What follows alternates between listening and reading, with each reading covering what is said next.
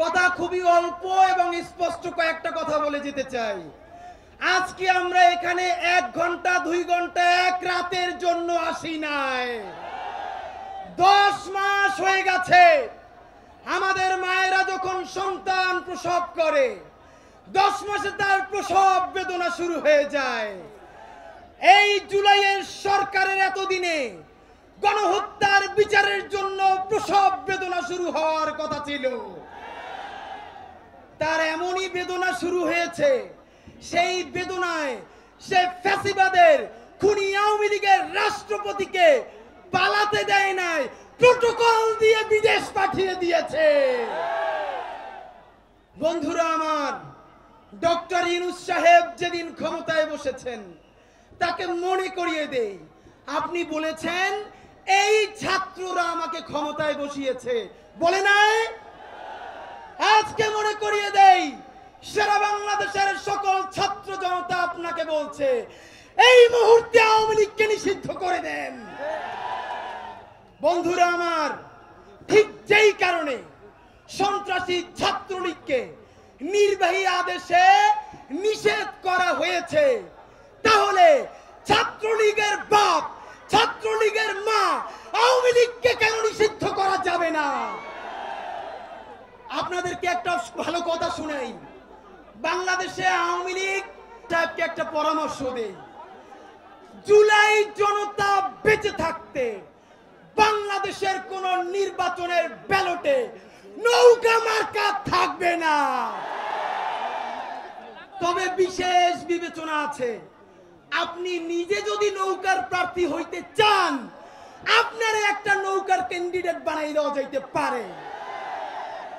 বন্ধুরা আমার, আপনারা জানেন গত 1.5 মাস ধরে ইনকিলাব মঞ্চের ভাই বোনেরা শাপলা, পিলখানা এবং জুলাই গণহত্যার বিচারের দাবিতে এবং গণহত্যাকারী ফ্যাসিস্ট আওয়ামী লীগ নিষিদ্ধের দাবিতে বাংলাদেশের প্রতিটা বিভাগে বিভাগে গেছে, জেলায় জেলায় গেছে, লক্ষ লক্ষ মানুষের কাছে, ভ্যানওয়ালা, রিক্সাওয়ালা, সবজিওয়ালাদের কাছে, শহীদ পরিবারের কাছে লিফলেট দিয়েছে।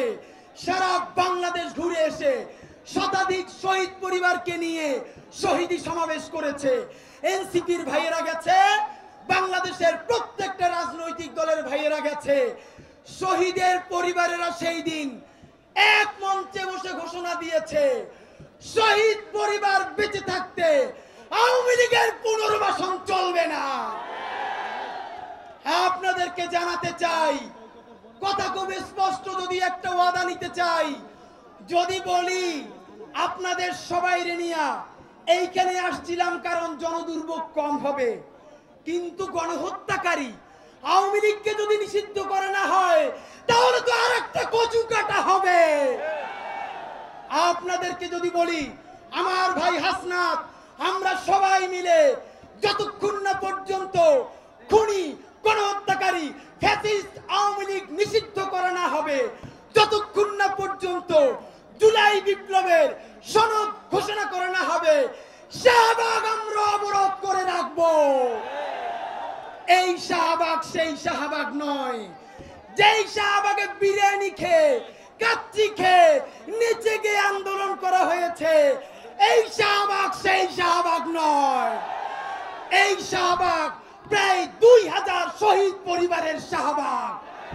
এই শাহবাগ হাজারো হাজার অন্ধ পঙ্গুর শাহবাগ। বন্ধুরা আমার, সংক্ষেপে বলে শেষ করি, ধানাই বানাই ছাড়া অতি দ্রুত শাপলা গণহত্যার বিচার করতে হবে। পিলখানায় আমার দেশপ্রেমিক সেনাবাহিনীর লাশ পুড়িয়ে দেওয়া হয়েছে, পিলখানার বিচার করতে হবে। সাইদি সাহেবের রায়ের পরে 2 শতাধিক মানুষকে পাখির মতো গুলি করে হত্যা করা হয়েছে, বিচার করতে হবে। মোদি বাংলাদেশে আসার পর মোদি বিরোধী আন্দোলনে যারা নেমেছে, শহীদ হয়েছে, বিচার করতে হবে। আগামী 24 ঘন্টার মধ্যে গণহত্যার দায় ফ্যাসিস্ট আওয়ামী লীগকে যদি নিষিদ্ধ করা না হয় এবং আগামী 36 জুলাইয়ের মধ্যে জুলাইয়ের সনদ ঘোষণা করা না হয় এই জনতা শাহবাগ ছাড়বে না। কারা আছেন হাত তোলেন। জালো রে জালো, এই আবু সাইদ মুগ্ধ রক্তের বন্যায়, এই লাল জুলাইয়ের হাতিয়ার, এই লাল শাপলার হাতিয়ার, এই পিলখানার হাতিয়ার, এই ক্ষমতা না জনতা, এই আপোষ না সংগ্রাম, এই দালালি না রাজপথ, এই দিল্লি না ঢাকা, এই দিল্লি না ঢাকা। ইনকিলাব ইনকিলাব। সবাইকে ধন্যবাদ।